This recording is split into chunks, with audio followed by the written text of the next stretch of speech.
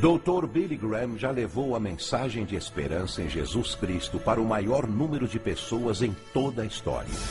Mais de 210 milhões de pessoas em 185 países ao redor do mundo foram tocadas pela mensagem do Dr. Billy Graham.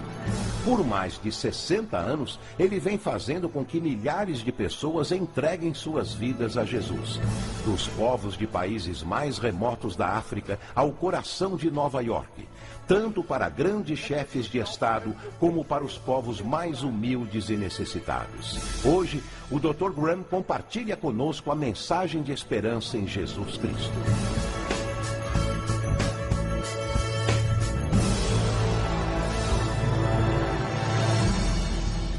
Há alguns anos atrás, 2 filmes britânicos receberam o Oscar da Academia de melhor filme do seu respectivo ano. E ambos foram a respeito de 2 homens. Um foi Eric Liddell e o outro foi Gandhi. Ambos tiveram a força e a coragem, quando sob pressão, de dizer não a si mesmos, de exercer autodisciplina. Quero tomar como meu texto de hoje 1 Coríntios, capítulo 10. Começando com o versículo 12. Aquele, pois, que pensa estar em pé, veja que não caia. Não vos sobreveio tentação. Ouçam isto. Não vos sobreveio tentação que não fosse humana. Todo ser humano enfrenta tentações no decorrer de sua vida. Mas Deus é fiel e não permitirá que sejais tentados além das vossas forças. Pelo contrário, juntamente com a tentação, vos proverá livramento, de sorte que a possais suportar. Deus proveu escape, se você conhece a Cristo. Bom, aqueles 2 filmes tiveram um tremendo impacto sobre o mundo. O de 1982 foi Carruagens de Fogo, a história de Eric Liddell. Um jovem que disse não a si mesmo e sim a Cristo. Ele surpreendeu o mundo quando se recusou a correr num domingo nas Olimpíadas de Paris de 1924. E vocês todos sabem que ele disse não até mesmo ao príncipe de Gales, que lhe pediu que corresse, porque ele era o homem mais rápido do mundo nos 100 metros. Mas ele disse não, porque ia ser num domingo e era contra suas convicções bíblicas escocesas. E recentemente foi comemorado o 60º aniversário da grande vitória de Eric Liddell nas Olimpíadas, porque ele correu nos 400 metros, em que ninguém achava que teria chance, e venceu. E fizeram esse grande filme a respeito da sua vida. E o que muita gente não sabe é que a vida de Eric Liddell não se limitou àquela vitória, porque depois que se formou na Universidade de Edimburgo, quando partiu, a estação estava lotada de colegas e professores cantando "Saudai o nome de Jesus", porque Eric Liddell foi para a China como missionário. Foi capturado pelos japoneses durante a guerra e morreu num campo de concentração japonês. Mas naquele campo, ele trouxe alegria e coragem a todos os prisioneiros, pois pregou para eles e cantou para eles, ministrando as suas almas. E ouvi dizer que estão preparando um outro filme, mostrando sua vida ali, porque ele teve coragem de dizer não. O mundo ouviu falar dele, porque ele disse não àqueles que tentaram fazer com que abandonasse as suas convicções cristãs pessoais. E eu penso em William Booth, há pouco mais de 100 anos atrás, que fundou o Exército da Salvação. Ele se converteu, tornou-se um vigário, um pastor, e foi para as favelas de Londres, para as zonas da luz vermelha. Pregou entre a gente pobre, formou um pequeno grupo chamado Banda Aleluia, e ia às esquinas, e ia também às prisões. E alguns dos líderes religiosos da época não gostaram daquilo. E assim ele foi chamado diante de uma conferência de líderes religiosos. E disseram: William Booth, você vai pregar onde nós o mandarmos, senão será excomungado.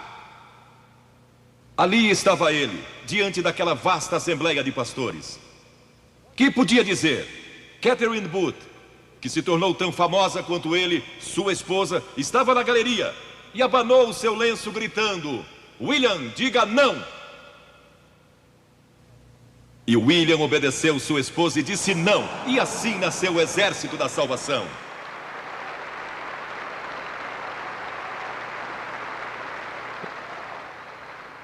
Lemos muitas histórias na Bíblia a respeito de jovens que disseram não e mudaram o curso da história. A primeira que quero mencionar, talvez nunca tenham ouvido falar. Seu nome foi Vasti e foi rainha da Pérsia. A esposa de Assuero, que reinou desde a Índia até a Etiópia. Pensem em todo o petróleo que ele tinha e provavelmente nem sabia. Um dos monarcas mais ricos que já viveu. E ele deu uma grande festa que durou muitos dias. No fim, provavelmente já bêbado, ele ordenou que sua esposa Vasti viesse e ali dançasse para todos os seus convidados. E ela assombrou aquele grupo de líderes mundiais. Ao se recusar, ela disse não. Eu não vou expor o meu corpo para esses homens. Ele mandou outra mensagem, ameaçando que ela deixaria de ser rainha e perderia seus confortos e bens materiais e toda a sua fama. Mas a sua resposta foi a mesma: não. E ela mudou a história, porque foi deposta como rainha. Nada mais sabemos. Mas por causa dela, Esther se tornou rainha e o povo judeu foi salvo. E até o dia de hoje, o povo judeu celebra um grande feriado, porque uma mulher disse não e abriu a porta para a salvação do povo judeu, porque havia um homem como Hitler, e era o primeiro-ministro do país, decidido a destruir e aniquilar os judeus. Agora, a Bíblia tem muito a dizer a respeito de sensualidade e lascívia e depravação. A palavra lascívia significa a tendência de incitar desejos sensuais. Sensualidade significa o apelo proposital aos sentidos físicos para satisfação pessoal.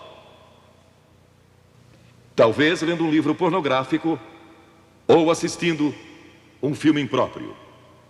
A Bíblia diz que devemos nos abster das paixões carnais, da sensualidade, que fazem guerra contra a alma. Elas estão em guerra contra a sua alma e seu espírito. E a Bíblia diz que devemos nos abster delas, ficar longe delas. E então a Bíblia usa outra palavra, réprobo.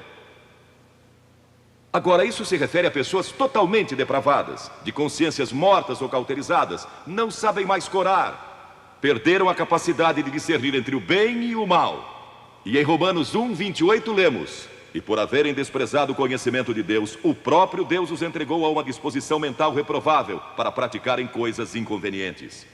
Ou seja, Deus desistiu deles dizendo: vão em frente, gozem toda depravação e toda sensualidade que quiserem, não vou perturbá-los. Ainda não. Mas saibam que seus pecados os acharão e prestarão contas no dia do juízo. E Paulo, escrevendo ao jovem Timóteo, disse: também estes resistem à verdade, homens de todo corrompidos, réprobos quanto à fé. Em outras palavras, rejeitaram a Cristo por tanto tempo que suas consciências se cauterizaram e seus corações se endureceram. E mesmo que o Espírito de Deus lhes fale, eles não podem ouvir. É por isso que é importante que você aceite a Cristo quando é jovem. É importante que venha a Cristo agora. Se o Espírito de Deus está falando com você, entregue a sua vida a Cristo. Porque o dia pode chegar em que a sua consciência esteja morta e você não possa mais ouvir a voz de Deus. Ela disse não. Mas Vasti, você vai perder o trono, vai perder suas riquezas, pode até perder sua vida. Ela disse: minha resposta é não. Qual é sua resposta hoje àquelas coisas que são erradas? À mentira, à lascívia, à cobiça, ao preconceito racial? Qual vai ser? Você vai disciplinar seu corpo? Vai permanecer firme às convicções que Cristo e a Bíblia ensinam? Ou vai ceder e seguir pelo caminho largo que leva à destruição? Ou vai entrar pela porta estreita e pelo caminho apertado que conduz à vida eterna? Qual vai escolher? Você tem uma escolha hoje. Deus nunca vai forçá-lo a escolher. E então houve um outro jovem, um jovem chamado Daniel. E a Bíblia diz que Daniel resolveu em seu coração que não se contaminaria com as finas iguarias do rei, nem com o vinho que ele bebia. Agora, Daniel era um jovem que tinha um propósito. Ele havia sido capturado em Jerusalém. Quando o exército de Nabucodonosor invadiu a cidade, ele foi capturado e levado através de milhares e milhares de quilômetros à Babilônia. A quase 3.000 quilômetros de sua própria terra, sem aviões nem automóveis. Eram semanas de viagem. Mas ele estava resolvido a servir a Deus, e não devia ter mais de 12 ou 15 anos de idade.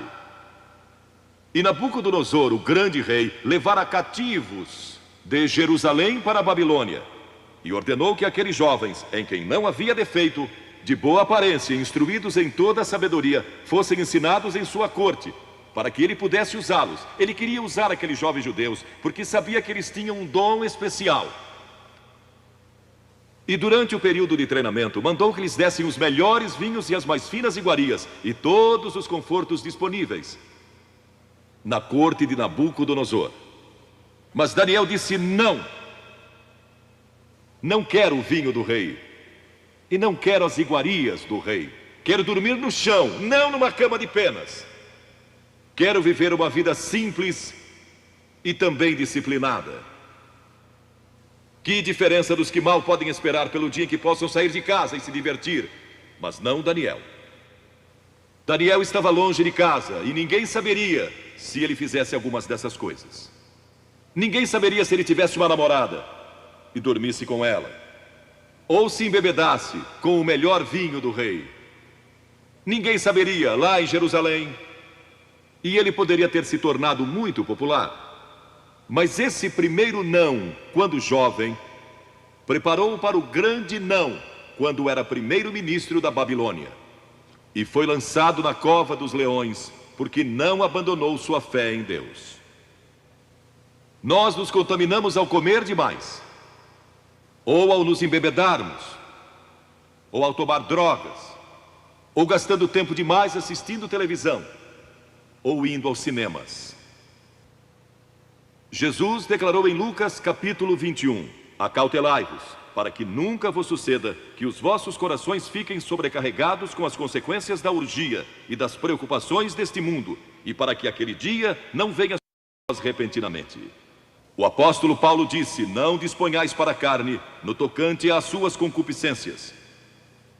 E Pedro disse: porque basta o tempo decorrido para terdes executado a vontade dos gentios, tendo andado em dissoluções, concupiscências e em detestáveis idolatrias. A Bíblia diz que devemos disciplinar nossas mentes e também nossos corpos, e disciplinar o coração pela nossa fé em Cristo. E então houve outro jovem chamado José, que foi vendido para o Egito pelos seus irmãos e se tornou escravo de um homem chamado Potifar. E Potifar tinha uma linda esposa, e José era forte e bonito. E em Gênesis, no capítulo 39, se quiserem ler a história, lemos a respeito da tentação de José. A esposa de Potifar se apaixonou por José, porque José se tornou mordomo de toda a casa de Potifar, cuidando dos seus negócios. E ela viu aquele belo jovem, viril e de boa aparência, andando pela casa e pelo jardim, cuidando dos negócios todos os dias, e ela o cobiçou. E disse: deita-te comigo. Ele disse: não. E acrescentou: não posso fazer isso ao meu senhor, que me confiou tudo o que tem, exceto sua esposa. Não posso pecar contra Deus, o Deus dos meus pais. Ele estava longe de casa, lá no Egito, quem saberia?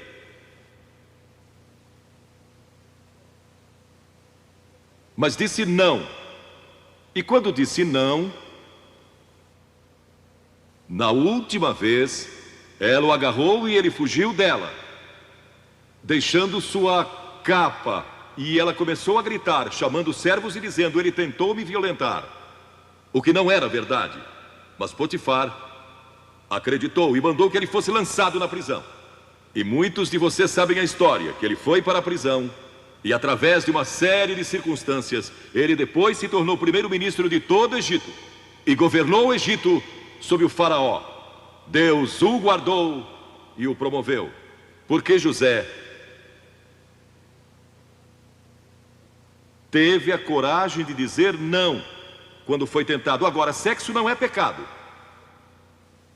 O sexo nos foi dado por Deus para a propagação da raça humana e para nosso prazer, dentro de certos limites que Deus estabeleceu para o matrimônio. As características de um cristão são autocontrole e autodisciplina. E Paulo, escrevendo a Timóteo, disse: conserva-te a ti mesmo puro. Mas como você pode se conservar puro num mundo como este? Como pode se manter puro olhando para as bancas de jornais ou assistindo a alguns filmes? Como pode se manter puro com as tentações que enfrenta todo dia? Não pode, de modo algum, exceto se Cristo está em seu coração, Ele lhe dará força e o poder, porque nenhuma tentação lhe sobrevirá que Cristo não lhe ofereça o meio de escape. Entregue sua vida a Cristo hoje, deixe que Ele controle a sua vida, deixe Ele ser Senhor de sua vida, deixe que Ele controle essa área de sua vida, sua mente, seu corpo e sua vida sexual. Deixe que Ele tome conta dela. E lemos a respeito de um outro jovem chamado Moisés. Em geral pensamos em Moisés como um homem velho, de barba, mas foi na juventude que ele tomou a decisão que o levou à grandeza. Porque a Escritura diz: pela fé Moisés, quando homem, talvez 17 ou 18 anos de idade, recusou ser chamado filho da filha do faraó. Recusou. Ele fez uma escolha, preferindo ser maltratado junto com o povo de Deus, a usufruir prazeres transitórios do pecado. Agora, observe que ele estava no Egito. Era filho da filha de faraó, herdeiro do trono do Egito. E talvez seria o próximo faraó.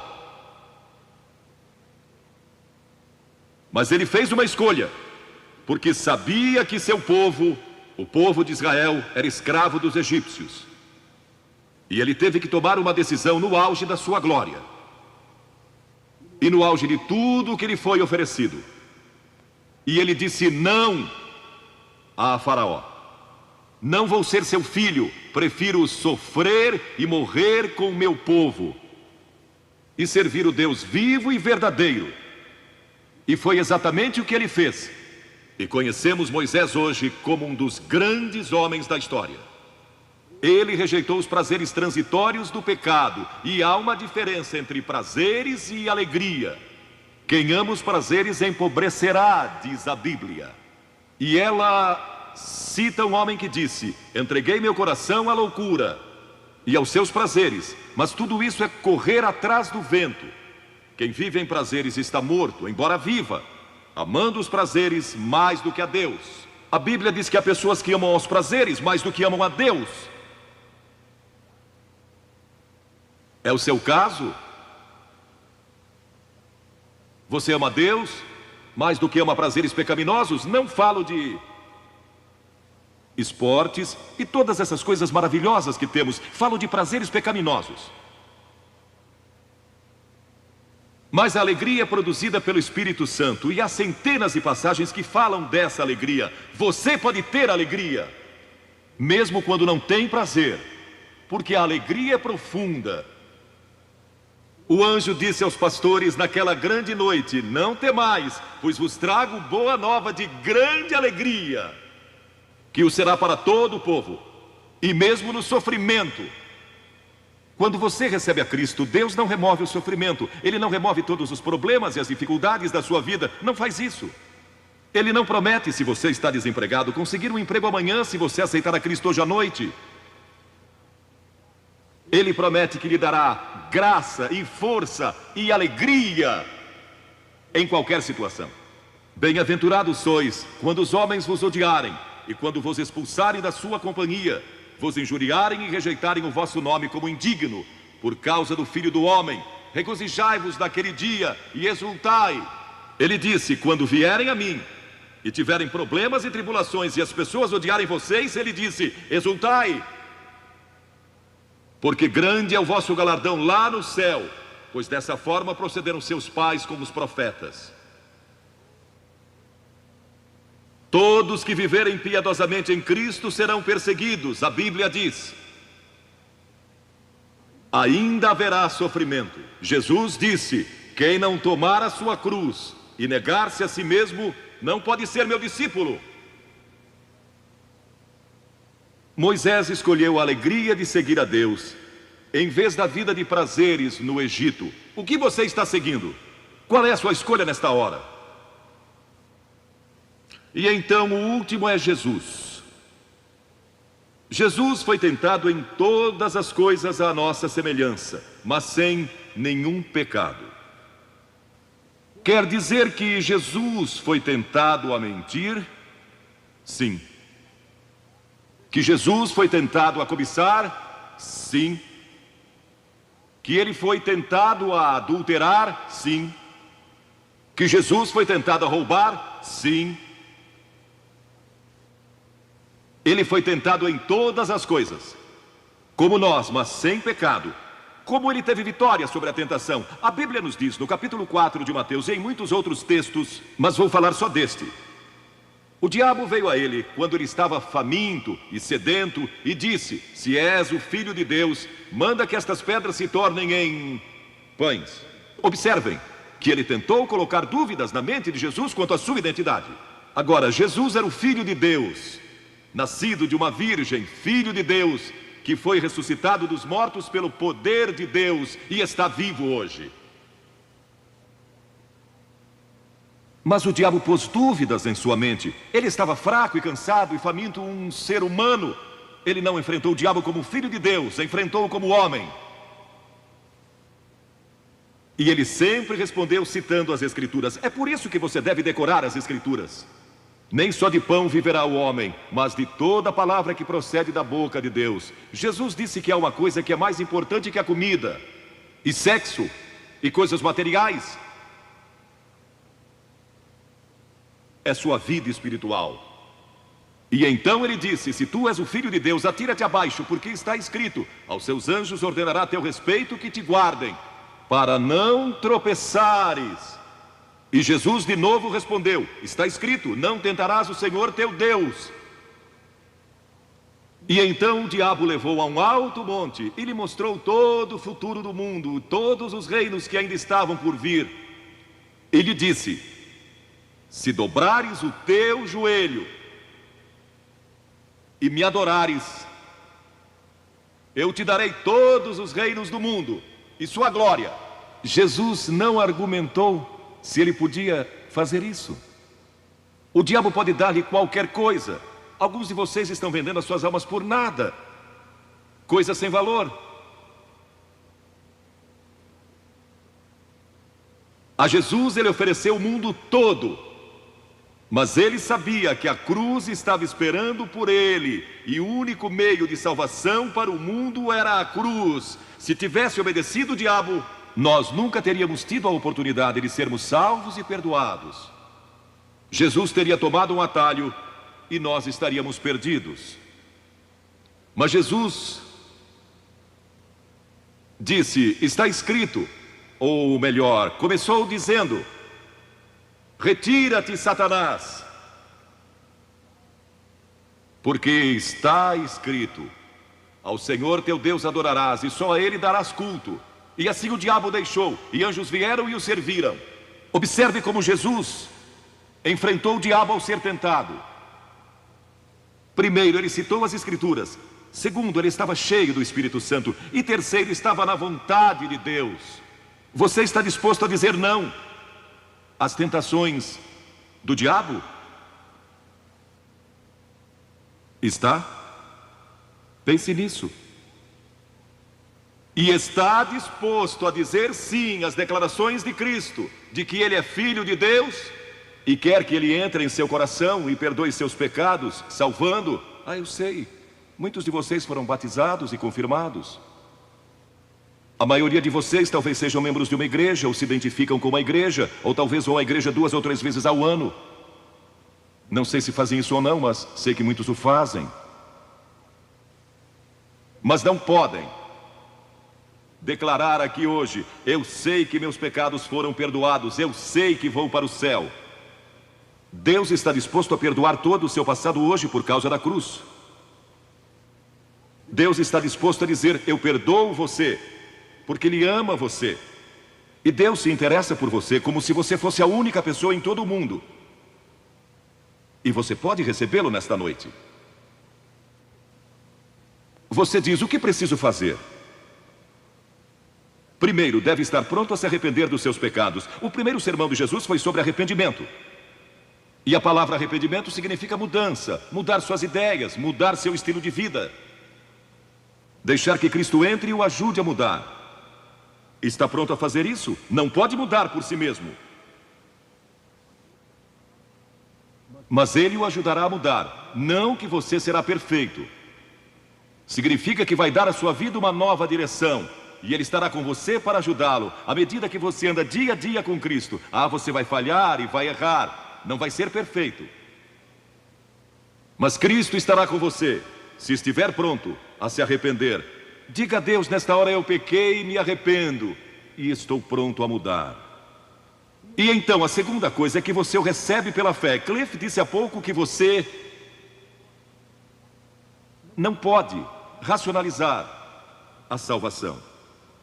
Há certas coisas que podemos compreender, mas muitas delas a princípio você não pode entender. Tem que vir como uma criança, dizendo: não posso entender tudo, mas eu te recebo em meu coração hoje pela fé.